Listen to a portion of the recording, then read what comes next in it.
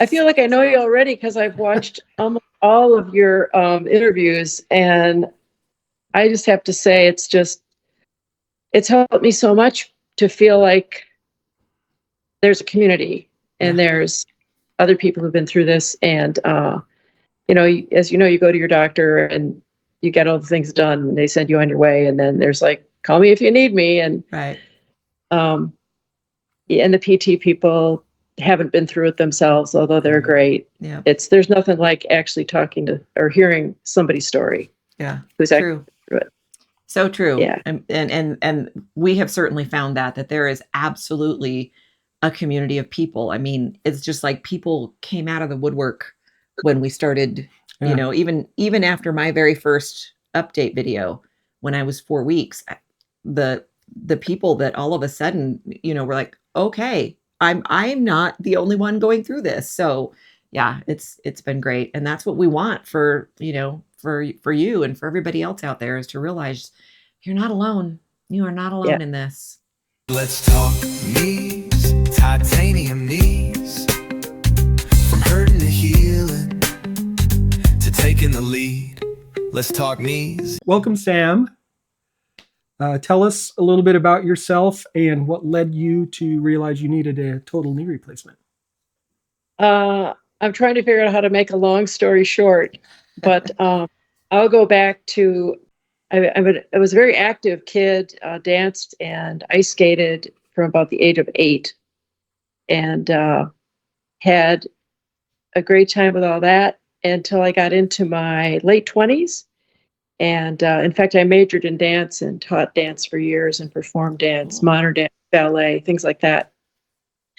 And I started having a lot of pain and started out with my left knee and went in to see an orthopedic who at that point they were doing like arthroscope flush, smoothing the back of my kneecap. My kneecaps were getting kind of ground up at that point because I had tracking issues with the kneecap, both knees. But the left one was particularly problematic at that point. So I had that done at age 28. I got back into dance very actively after I recovered from that. And then about 10 years later, the same problem recurred. And at that point, he's like, well, we can do this again. We can only do it one more time. We'll see how it goes. Didn't really afford me the relief that I had hoped. And I ended up stopping dance, moving over to like swimming, biking, things that were less aggressive. In fact, that same doctor had said, you've got the knees of an 80-year-old. So maybe, you're going to need these replaced, but wait till you're 70 because they'll have a 20-year joint by then. So here I am, like, just a young adult, and my career is kind of shot, and I'm reliving my life, redoing my life, switched over to a career in art, in visual art, teaching, things like that. So, and as I said, swimming, biking, walking was okay, but I was supposed to avoid inclines, stay on level terrain, and flat, like no bumpy, like grassy areas were really painful. And coming through those years, gained maintained fitness, felt pretty good, but then it started to decline again in my 50s.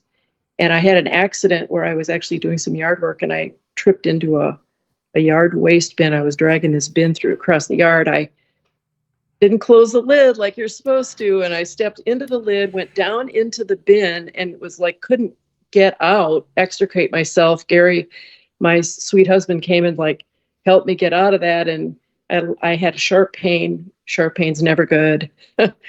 And turned out I had torn my medial meniscus, but it was the other knee, the right knee. So went back to doctor, had that trimmed, same doctor. Felt pretty good after that, and recovered, back to swimming, back to biking. And then here I am again. Here I am, what is it? I want to say last couple of years.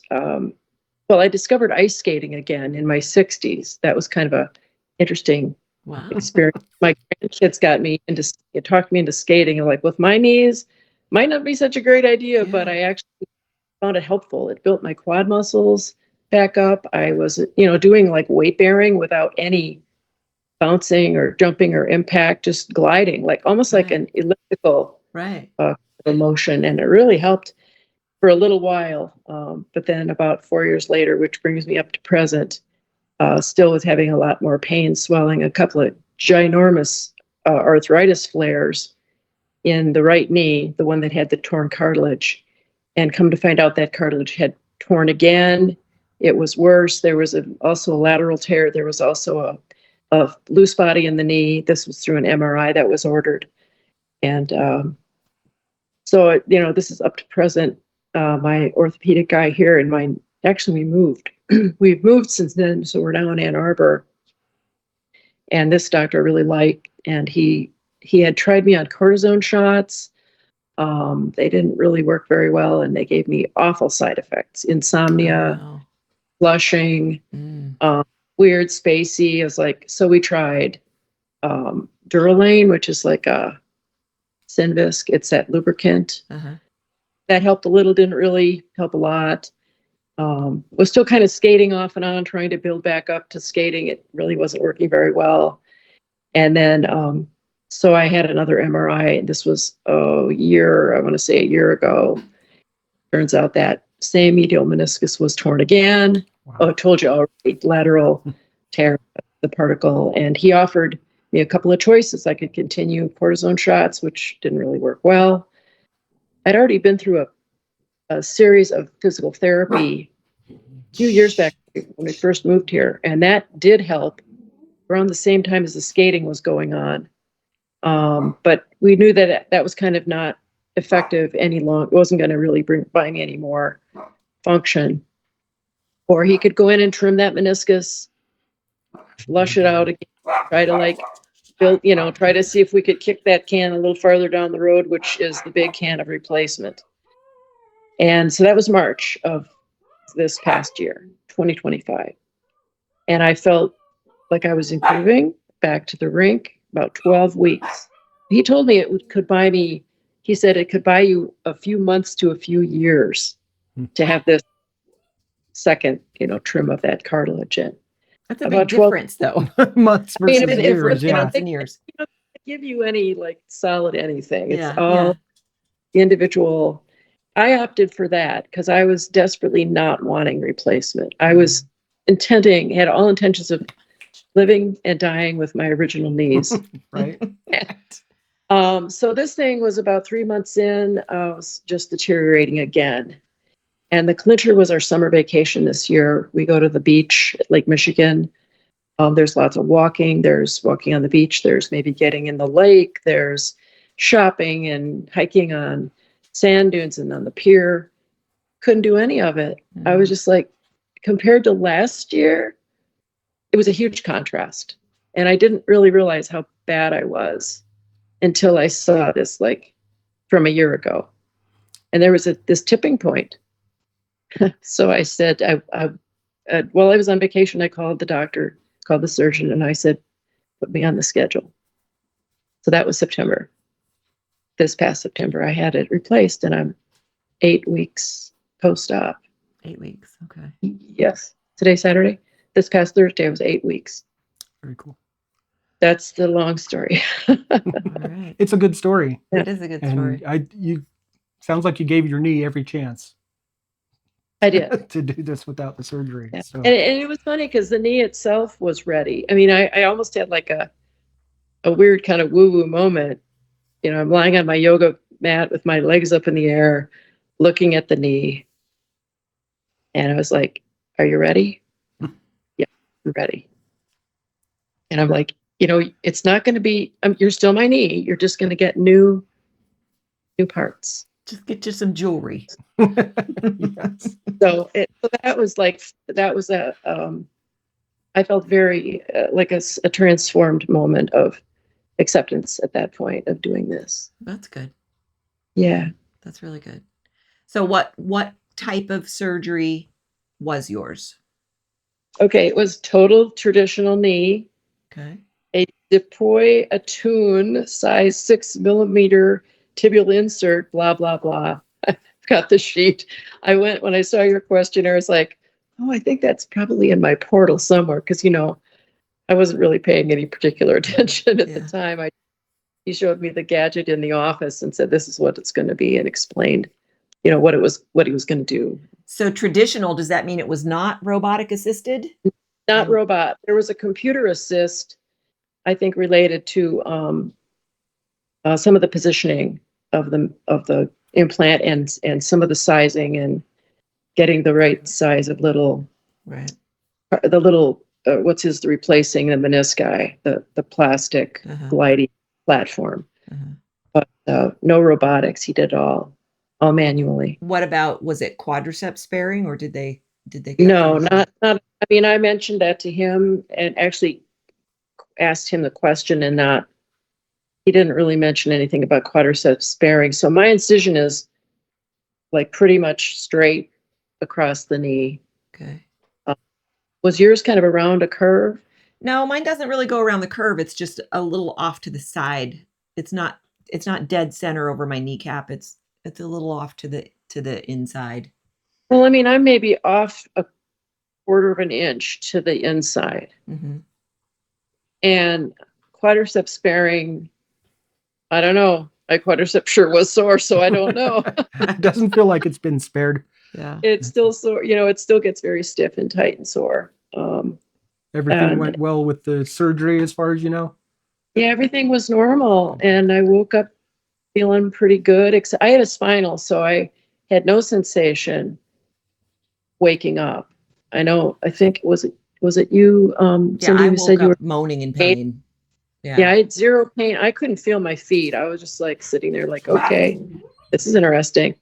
And I'd never had a spinal before, so it was a whole new experience. I've had a lot of generals for I mean, I had a various spinal, right? You did. I Yeah. had a spinal too, because I was terrified of getting that spinal. I just don't feel like mine did much, apparently. I don't know, because I don't know. Yeah. Because usually it took a while for everything to wake up, and I could feel my toes. By then I was in recovery Yeah. and feel the little tinglies and I was able to move my toes. Like, oh, it's starting to come back. So it sort of started toes, worked its way up, and eventually I was back. Yeah. And I don't know if this is like too much information, as the kids say, TMI, but your bladder and everything goes to sleep too. Yeah. So one of my annoyances in the hospital was that I'm sitting there like chatting with Gary and the nurse, and all of a sudden I'm like, what's this warm sensation? And I had wet myself and had no idea, couldn't feel a thing except just that I was warm and wet. And I was like, I've like got a feedback to the hospital. It's like, why didn't you put a wet pad under me? Yeah. I was just like, change the whole bed. I'm like, how common is this? Oh, it's really common. I'm like, maybe put like a pad or something under people so that Sure. Or Yeah, warn anyway. them. Yeah, warn them that this is I had no It idea. might be your there's fault. another thing to be prepared for that nobody Yeah, and nobody they mentions. said they were trying to get me out of bed at that point to go to the bathroom, walk with the walker, the things you have to do before you can go home. I was like, well, I don't want to wet all over the nurse's shoes. And they said, oh, that happens all the time. Don't worry about it. It's like, why would I want to do that? Wow. So Wow. I said, please, like a sanitary napkin or Depends or something underneath the patient would be really nice. Yeah, for sure. So I said, this is likely, highly likely. So did you go home the same day, or did you spend the night? I did go home that same day. There was a delay.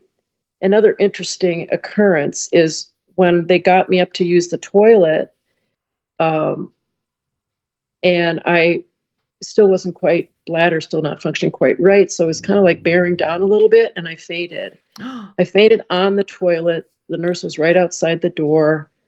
Basically, I said, I'm getting really dizzy. Please come back.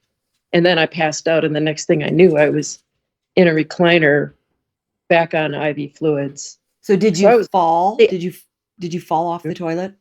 But they physically took me from there Wow. chair, and I had no remembrance of it. I was Wow. out cold. And then got home. 2 days later, the same thing happened at home. Oh no. And it's called a vasovagal syncope. So there's a nerve, the vagus nerve, that runs, I guess, the whole length of your body. And for some reason, any kind of pressure bearing down on the toilet was making my blood pressure drop. Interesting. So I actually had to call 911, and I went to the ER and had to get all, stabilized and everything. That was day 2 post-op. Did it happen in the bathroom the second time at Yeah, home? sure. Interesting. Yeah. And Gary sat with me and was like, my whole Interesting. surgery side was asleep, and I was, like nodding off, couldn't come to. And I said, 40 minutes later, I said, Gary, we got to call 911. I can't get out. I can't get off the toilet. So Wow. they took me to the ER and got me stabilized. And I learned some various maneuvers to keep my blood pressure from dropping. And I had to do that for about 2 weeks, Wow. like pumping my arms, flexing my biceps, moving my feet. Anytime I had to go to the toilet, Interesting.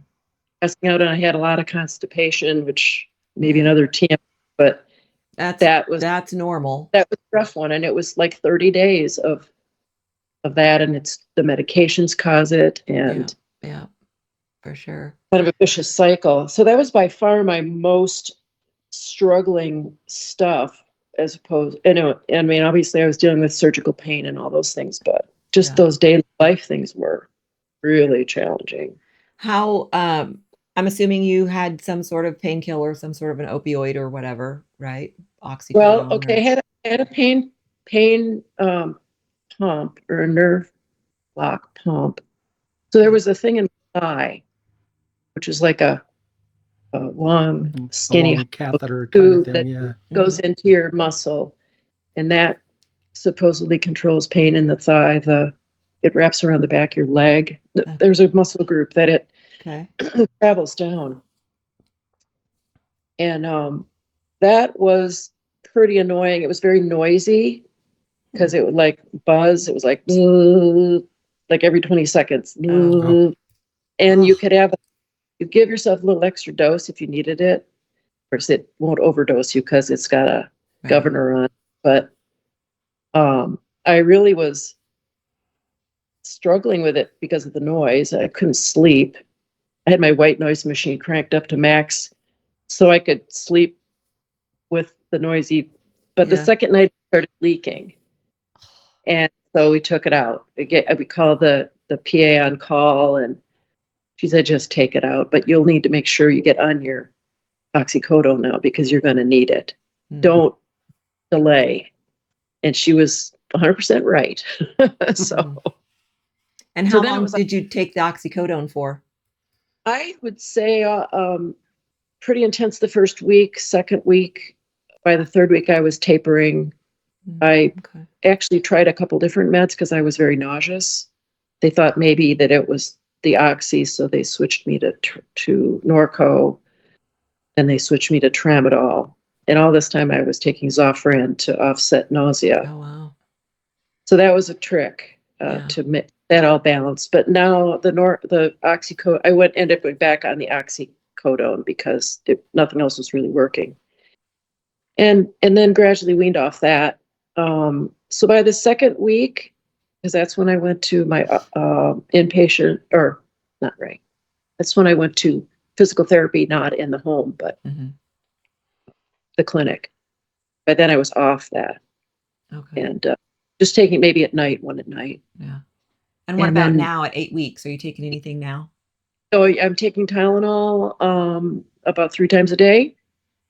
And I noticed yesterday I forgot my 2 o'clock dose, and it was like, oopsie. So I still need it. I'm Okay. taking it like throughout, like early morning, mid afternoon, bedtime. Yeah. And I also take a 50 milligram Celebrex morning and night. Okay. And that's an anti-inflammatory because I don't tolerate Advil or naproxen. Gotcha. Stuff. Sensitive tummy. I'm a very medication sensitive person. Yeah. Yeah. Okay. If there's a side effect, I'll have it. That's not good. That's not a good thing to have. So, Yeah. how prepared do you think you were for the pain, especially that first week? Had they warned you this is going to really hurt, or? And I'm on Instagram, and I had I have skating pals on Instagram, and I put a post up that I was going to have this surgery, and this one person came back and said the recovery is brutal, and I was like, thanks. You know, I didn't want to hear that, but I mean, I knew it was going to be a lot of pain. I have a pretty high pain tolerance. But what was hard was, and this is where the emotional part hit me, is when you have babied your joint for all these years, and then they tell you, you've got to do these exercises, and it hurts like, you know what? Mhm. It's so counterintuitive. Mm-hmm. And it set up a real stress response with me. And I remember in other chats you've had people talking about almost a PTSD. Mm-hmm. I concur. And I have a therapist who concurs that you're really asking your body to do something that is where your brain is saying, no, no, no. Right. Why are you doing it?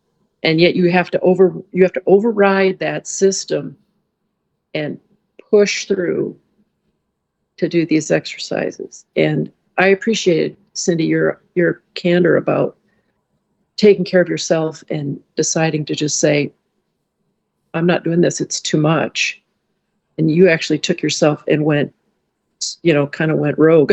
I did.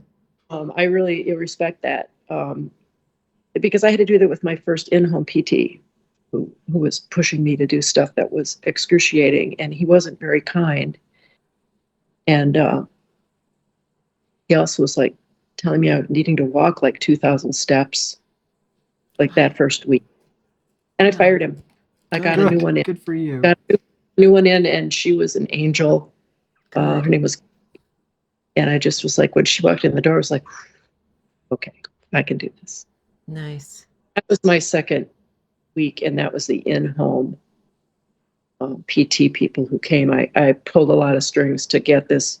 I think she probably just worked me into her very busy schedule because I was so unhappy with the first guy who was coming over. How soon after surgery did you start the in-home PT? 2 days. 2 days. 2 days. I had the surgery on Friday, on Thursday. Friday afternoon, they came to do an eval. Saturday was my first PT session with the person I fired. And did you have staples or glue to close you back up? I don't know. I don't think I had staples. It was there was like a gauze sticky tape over the incision. And then that was supposed to like work its way off in the shower. And I didn't really want it to, because I didn't want to have this hanging weird loopy thing. So I just kept sort of re-securing it after every shower and letting it be there and dry on its own. And so the second week, after that first maybe 10 days, the PT took that off at home here. Okay. And then what was underneath was just a very neat little, no visible stitches or anything. And I think they do a continuous, almost like a weave underneath the skin. And it's pretty, it's all underneath. It was pretty cool. I mean, it was very puckered. And I had a funny little pointy, must look like a little party hat at the top end. But now it's all flattened out nicely and So it's looking good. That does sound like it had some sort of stitching underneath it, because mine was just glued and it was flat. Yeah, they said all the stitching was internal. Yeah. But it was like a ridge. Yeah. That was maybe like if you laid your finger on your that much of a ridge. It's always amazing that how the body heals, because that always just flattens out. Because I've seen some pictures of just some really ugly ones, and then the after, it's like all flat now. Like, my goodness. Well, and they kept telling me, they come in there, they always want to check your incision, and they all want to poke at you and see what's going on, and looks really good. It's like, okay, I'll take that. Does it? Yeah. I'm you're talking about these Zingers. And I've just started having them yesterday. There's something. Yeah. And I'm doing more like exercise biking, and I'm getting I think it's just stretching stitches and nerves, and I'm starting to feel like the skin that was completely numb for a long, long time. I'm starting to get surface sensation, and Gotcha. a lot of massage and things that you have to do to get that skin getting mobile. The scar. Yeah, you're The massaging scar that and scar. the surrounding skin. In fact, Yeah. yesterday they said, it's really tight over here. It needs to be like moving. So just work on this side a little bit to the lower inside of the kneecap. It's still really tight. She said, just start kind of squeezing and pinching and moving that skin around, see if you can get that loosening up. It's interesting. Nobody ever told me that, and I never heard that. I mean, my PT told me about doing scar massage, and so I really worked on the scar. And really, honestly, I mean, here I am almost 10 months post-op, and maybe 3 weeks ago, I thought, well, I wonder if the skin around my knee needs to be worked on. So I, in the evenings when I'm watching TV, I Yeah. sit there and kind of pinch the skin as much as I can and try to roll it and poke it. Yeah, And there's a Mark it with a little, B. they kind of zigzag. yeah. And I've been doing that kind of all around. And this morning I was comparing my non-surgical knee and how mobile that skin and soft and kind of squishy it is. Yeah. And it's like, okay, baby, right knee. And I call it my baby because in so many ways it's like having a newborn in the house. It keeps you up at night. No. For sure. For sure. Just say, here we're going to go. This is where we're going with this. We're going Yeah. to start to work over here. So, Have you been take having those zingers during the day or just at night? No, well, they started in the afternoon yesterday. I was having this Interesting. one like right below the kneecap, and it was like literally somebody poked me with a needle. Yeah. Like, what's that? Oh, Cindy says that's a zinger. But if I get ice on it and rest a little bit and rub it a little bit, they calm down. So I'm hoping I can, and nothing at night, but I'm still using ice at night, and I found these wonderful gel wraps on Amazon that are really soft, and Nice. they just conforming. They stay really soft, and they only stay cold for like 15 minutes. Oh. So I wrap that around and go to sleep. And I wake Nice. up to go to the toilet at 3 a.m, throw another one on there, go back to sleep. Oh, that's great. That's great. Yeah. So you don't have to worry about falling asleep and getting frostbite. Well, yeah, you have to set a timer and take it off. Who wants Right. to do that? Right. And but I use that ice machine. I know you said you had issues with yours, Yeah. but mine was really great. It functioned beautifully. I got it on Amazon. A friend of mine told me what kind to get, and she's just like 2 weeks out ahead of me for surgery. So she's had hers done, and I keep calling my friend Sherry and saying, "Okay, how are you doing now? What?" But she told me what ice machine to get, and that thing was with me in my recliner, with me in the bedroom for almost a full month. Yeah. All night. Well, good. Set it for 10 minutes on, 40 minutes off. I had my little nest. I'd organize all my pillows and cushions and towels and Yeah. blanket and get myself comfy. Yeah. How are Really you sleeping now at 8 weeks? Really good. Oh, good. About a month in, I started trying to practice side sleeping. Okay. That was not real comfortable. Pill between the knees with Mhm. ice pack. But I got really tired sleeping on my back. I'm not a back sleeper. Yeah. And so now it's pretty normal. I wake up once in the night. A couple times I slept like 6 hours. I'm like, whoa, that's Nice. great. So there's another piece of this too, because I had been on hormone replacement therapy, which is a real control for insomnia for me. They took me off of that for 2 weeks prior and 2 weeks after because there's a blood clot risk. So that was a shock to the system. And I couldn't sleep. So I took a lot of Tylenol PM to sleep. Well, not a lot, but like the amount you're supposed to. Right. And that causes restless legs. So it was like, oh my gosh. But anyway, between that Tylenol PM and that was tricky for sleeping.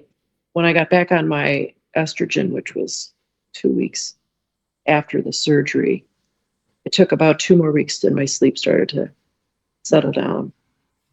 Interesting. So, That's very what a- interesting because I'm also on HRT and I was able to take it right up until the night Yeah. before surgery. And then I took it the night after surgery. Well, lucky for you. They told, and actually the PA, the surgeon's PA said, you'll be able to get right back on it the day after surgery.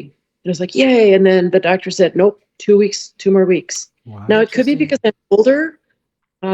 I'm 71. I don't know if that's a factor, but some doctors, they'll switch you to like transdermal Huh. and not oil. And some doctors will, like you, were able to continue. And I'm I glad just I was able to continue because the hot flashes would have Mm. been just as miserable as the knee for me. Because oh no, I was instantly back to menopause overnight. yeah, I was hot flashing the whole time, that whole month. and And that's and miserable also in itself. estrogen is very helpful for healing, for bone healing, for all those things. Uh-huh. And of course, they took that black box warning off of it, and are finding out that it really is, people in Right. female bodies better at a certain point if they can be on it. It's all good. It's So also really good for bone density. yeah, and for the bone healing, which I Yeah. didn't, you've got this glue and stuff that it all has to like bone has to matrix back up into those cavities that they drill to Right. insert your hardware. Right. So- Oh, Good times. good. Yes. Good times. Such fun. Yeah, you Such look fun. like you're doing well. So you're 9 months. Yeah, 9.5. I'll be 10 months on the 31st. Yeah, Okay. so 9.5 months. And I'm doing good. I mean, I pretty much do what I want. But I still have a lot of tightness around my knee. Have you suffered with that tight Yeah. band feeling? It's funny too that it feels like I have an ace all the time. And I had an ace bandage for years. So it's like, oh no, there's no ace bandage on it. It's just tight. But I've heard that the tightness eventually goes. I hope. I said a year, and he said some people are still seeing positive changes after 5 years. Wow. Now that would be, tiny incremental Yeah, improvements. sure. I Those know are you said probably the kind of improvements where you have to look back and go, remember a year ago I had this and Yeah. I don't have that anymore. Yeah, and I'm looking forward to August of next year walking on the beach. I mean, that's Yeah. like my goal, and also I'm told I can go back to skating after the first of the year. So I'll be Wow. back, but I'll be back on like super baby steps. Like I'd be learn so to afraid to fall, but you're probably really good at skating, so you probably don't fall. Well, I mean, anytime you can fall, anytime, any place, anywhere. I know. And I obviously is a higher risk, and I don't do fancy stuff. But also I could fall and land on my butt, which is more likely that I would land on my knee, and I'd have a sore butt. Right. It's Jimmy very says nice. hi. Jimmy says hi. He has to let everybody know he's here because he's noisy. I have a grand dog, golden doodle, who's very rambunctious. In fact, I haven't been to my grandkids. My grandkids live in town, on the other side of town, and I haven't been over there because I don't particularly want Mia to bounce on my knee. Yeah. Sure. So, What She's about very- a walker and a cane? Did you use those Oh. and for how long? okay, this is really interesting to me because we started with a walker, and then that second week, the PT who was coming to my house, Kelly, said you can start practicing with a cane now, holding on with your cane, and then Gary's arm, getting used to the cane. And of course, I was a great cane walker because I cane walked for 10 years. Oh, okay. But then you can start like going from across your kitchen, counter to counter, or furniture to furniture, just starting to get used to walking without the cane, Right. and then walking with the cane in public, but walking without the cane at home. So there's always been these little rolling transitions where I feel like making progress in the home scene, which is safer, no obstacles, no maybe people, or you have pets underfoot, so that's Yeah. a little scary. But and you're in a store and somebody cuts you off. Right. And now with skating in the picture, maybe 6 weeks down the road, I'm walking around the house with my skates and the walker, back to the walker with the skates on. So, Really? I Like Fun. I feel We're like going to I've need a always- picture of that.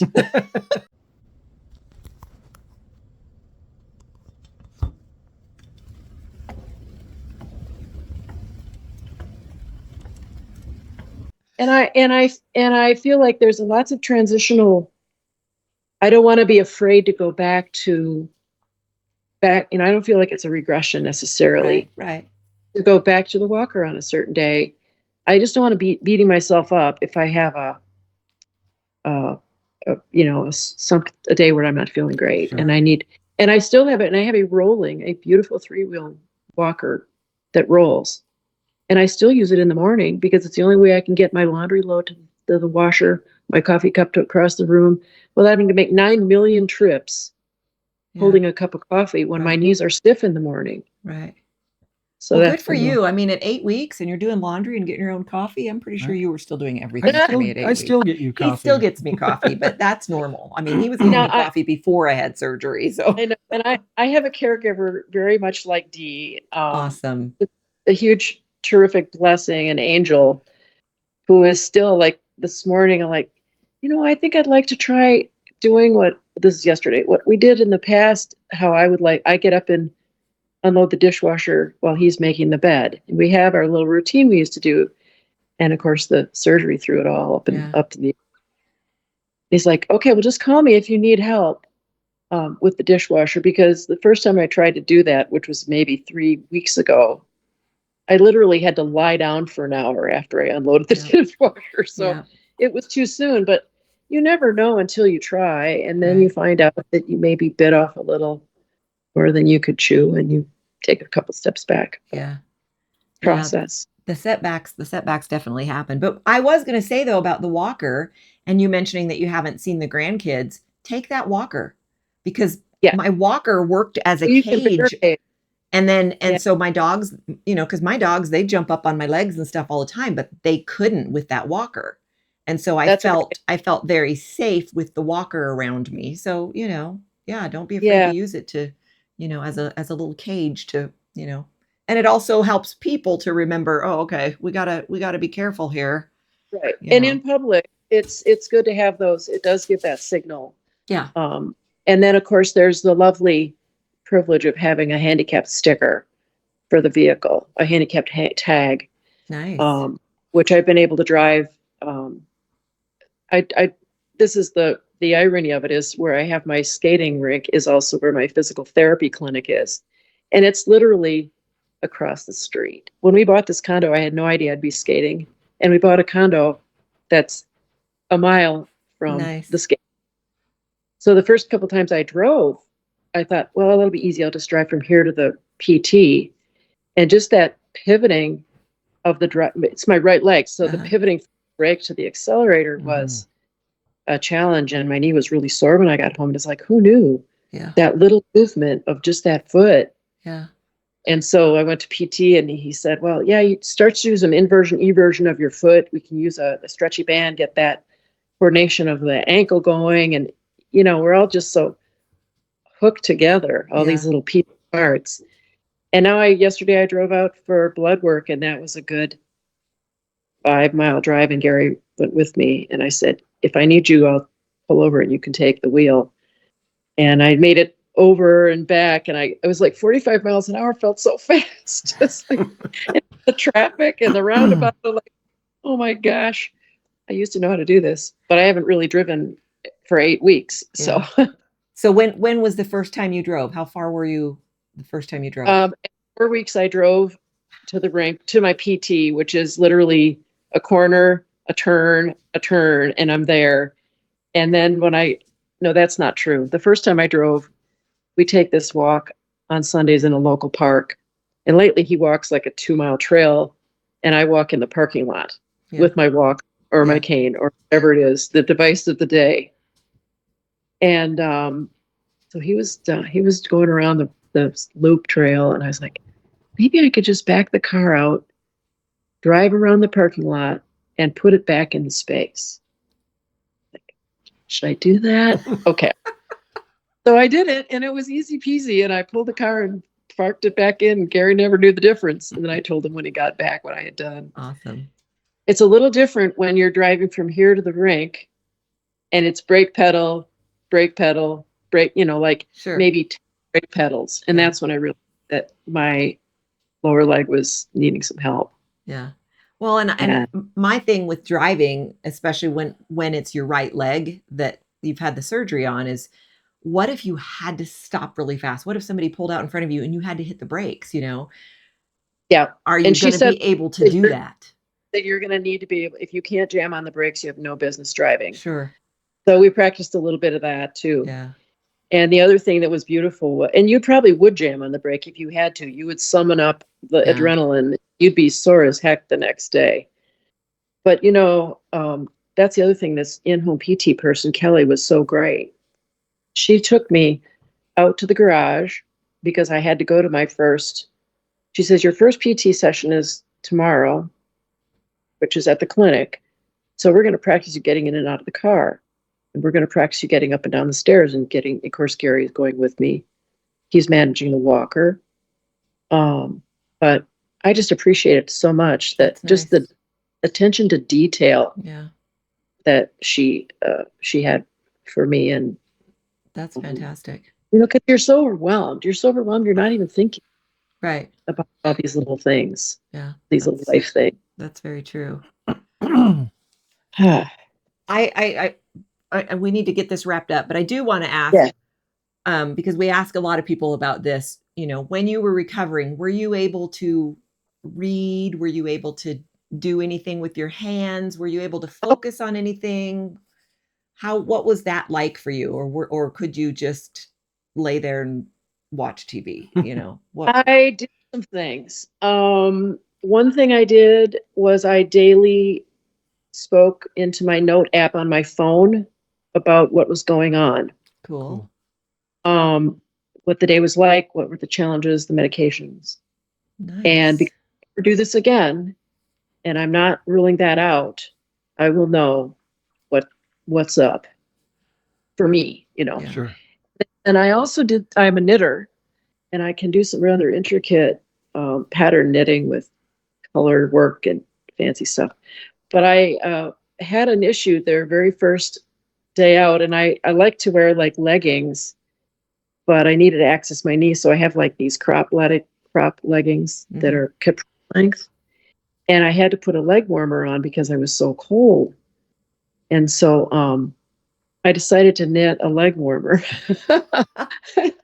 and so I put it around in my yard, and it's just straight knitting it around. It's not like any intricate patterning, but I was dropping stitches, and I'm trying to do like a cable knit, which is not a cable, but can't think what it's called. Anyway, it's like a knit purl to a rib knit. So it's stretchy. And I was making so many mistakes, and I was ripping so much. And I was like, what's going on? I was in such a brain fog from the meds. Yeah. Yeah. And coordination. So I think part of that inability to really do fine dexterity and focus is related to meds, but also the trauma. Sure. That your brain is just, everything is channeled into the energy that you have to heal in the early healing days. It's pretty much all you can do. Yeah. Is absolutely. eat, sleep, heal, poop. Yeah. That's it. That's how it was for me. Yeah, that's how it was. I couldn't focus on anything else. So that's a good time to give a shout out to Gary. Oh yeah. The caretaker is a big part of this. Yeah. But people do it without one. Yeah, I just can't imagine doing it alone, and so many people do, and I always say my hat's off to them because I just don't know how they do it. But so if somebody came to you and said, "So listen, Sam, my knee's been in pain for years. I think I'm going to have surgery." What would you tell them? How would you help this friend to be ready for this? I mean, you can only go from your own experience, but I'm conservative with treatment. So, rather than jumping to replacement, first you got to find a doctor you trust. And I did find one that was conservative. I wanted to try other things before going whole hog. And I had a doctor back in the day who wanted to do some procedure on me that was called a lateral release to move my kneecaps. This is when I was in my 30s. And it had a like a 70% success rate. He was all about, we'll fix this, we'll do this, you'll be all set. And I'm like, I don't know. I didn't do it. But, find a doctor you trust. And then every doctor has their own little particular quirks and little things. And there's maybe no one right way. Right. Probably isn't one right way, but listen to the doctor, get opinions, and try PT if you haven't. It can be life-changing before surgery. Do your oh man, I did a lot of PT pre-op, which went in strong and felt like it was to my advantage. But you'll know it. You'll know when you need to do the big choices. Yeah. Yeah. Yeah, that's good advice, because, in the early days, when you think, why did I do this? And I wish I hadn't done this, because I had plenty of those days. That's Me when it's like, too. that's when I would just tell people, no, don't do it. Don't do it. But after I got past that phase, then I realized, sometimes you need to do it, but just being prepared for it, and, Yeah. being educated, I think, is definitely the most For important. sure. I mean, for me, ignorance is not bliss. I wasn't ready to actually look at the surgery of what they did to me till afterwards. And then I was like, oh my gosh, that's crazy what's there. But no. But I also had two things. I had a good friend who I've said has had 2 knee surgeries done ahead of me. She had her first one done in May. She had her second one done like just 2 weeks before I had mine done, the beginning of September. Wow. So she's been my North Star, Right. She's super brave. She's not a whiner. She's just like, she just did it, pretty matter of fact about it. And then I had a skater friend at the rink who's in her 80s who had both knees. She had both knees, both hips, and a shoulder. She's had 2 brand new knees. She had them both done at the same time 17 years ago. She's still going strong. Awesome. And I was telling her about my knee situation. She says, don't be a baby. Just go get it done. I was like, okay, well, that wasn't very kind, but right. stuck with me is just that little extra kick in the butt. Yeah. Yeah. Get me going. And I'm glad I did it. And I've had a few days now where I really sense the stability and the comfort that is the lack of arthritis in that joint. It no longer grates and grinds and it doesn't feel like it's going to buckle under. And I just hope and pray I can keep the left knee strong long enough that I can get a full recovery on the right knee before I do the left. For sure. That would be good. At least a year, I'm hoping, and maybe longer, that I can postpone doing the second knee. Yeah. But I'm pretty sure. Yeah, I'm not eliminating that. Yeah. Ability. So. Yeah. Because I want to have a full life. I want to be mobile. Right. Sure. Right. Absolutely. That's what this is all about. That's the only reason why we do it, right? I mean, we don't want to be in pain, and we want to be able to move. So, here we are. But well, Sam, we really appreciate you for being willing to share your story and taking this time out of your day to spend with us and share your story with us and with our viewers. I know that your story is going to help a lot of people who are out there, looking for answers and looking for hope. So we really appreciate you for doing this. And thanks for you two for doing this. It's just been tremendous. It's been a real light in my life to look at these stories and feel not alone.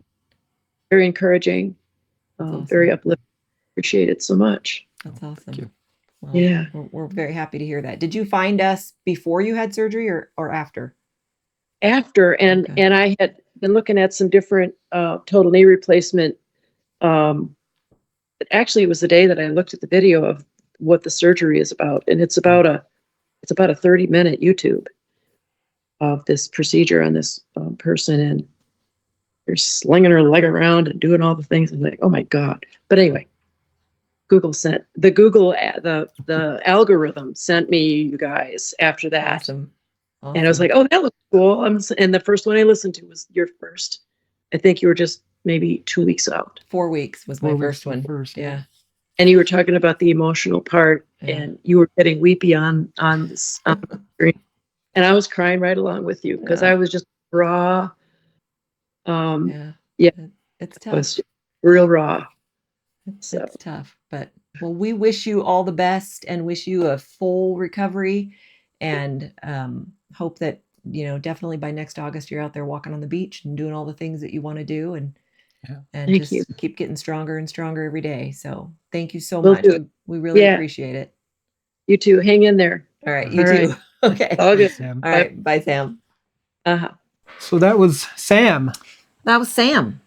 Sam was great, Sam is doing very well and at 8 yeah, weeks. at 8 weeks. Yeah. I always just kind of liken everybody to where I was at that point, and I mean, I know at my 9-week update, I was sitting up, and of course, we don't know what Sam's leg was doing because we couldn't see, Right. the leg, but maybe it was propped up or whatever. I know I had mine propped up at 9 weeks and stuff, but regardless, they've got a great attitude, great outlook, and gosh, driving it 4 weeks. 4 weeks, Jeez, right? oh man, And that's awesome. So and skating, walking around with the walker on skates. I really do need a know. picture of that. I wonder if next August they'll be walking on the beach with their skates on. Right? I really do need a photo of that because that's cool. But yeah, another good story. Yeah. And I feel like a very positive one. I mean, yeah, it wasn't without pain and it wasn't without emotions and a little regret and kind of had all the things mixed in there, but making progress and doing better. So that's all we can hope for, right? It is. Yeah. So thanks, Sam. Yeah. Yeah. Thank you, Sam.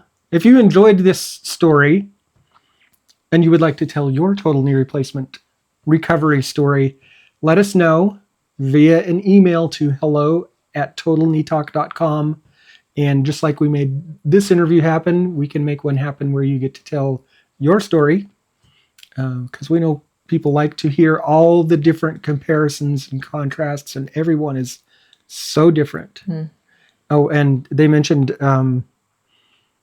the note app, so they'll know what to expect when they have the next one done. It won't be like that, Sam. Right. The next one might be The completely next different. one, yeah. Completely different. I think part of the Total Knee Talk attraction for this group is the I didn't know there was going to be this much pain, because that's something that almost everyone Yeah. experiences, is that overwhelming, I was not ready for this amount of pain. Right. And I do want to say, if somebody comes up and asks you, tells you, I'm going to have total knee replacement surgery, because we ask that of everybody, Yeah. what would you tell them? You should tell them to go check out Total Knee Talk on YouTube. Yeah. So that they have that preparedness, and so that, we get a little more, what do I want to say? We get a little more traffic through this channel, because it helps us to continue doing these. But what it also does is when people watch these videos, that tells the algorithm that people want to see these videos. And so YouTube sends it to people like Sam, who's looking, and so, just by you watching our video, you may be helping a lot of people, because by you watching our video, YouTube now is going to send this video out more, right? Right. And if YouTube doesn't send them this video, you can share this video. Right. So that's give us a like. That's the thumbs up there. Subscribe so you know when the next interesting story comes out. And ring the you got to ring the notification bell so you know when it comes out. Yeah. But subscribe. That helps us out really a lot. So if you're going through it, no matter where you are in the journey, you gotta cut yourself some slack and give yourself some grace. This is tough. And remember that this is your recovery. Let's talk knees, titanium knees. From hurting to healing, to taking the lead. Let's talk knees. So next time someone brings up knees, don't just nod, lean in with ease. There's a saga in those joints, a battle fought, a new way to move, a lesson taught. Full range in 6 months, that's the move. Let's talk knees, yeah, knees. I hope this recorded. No.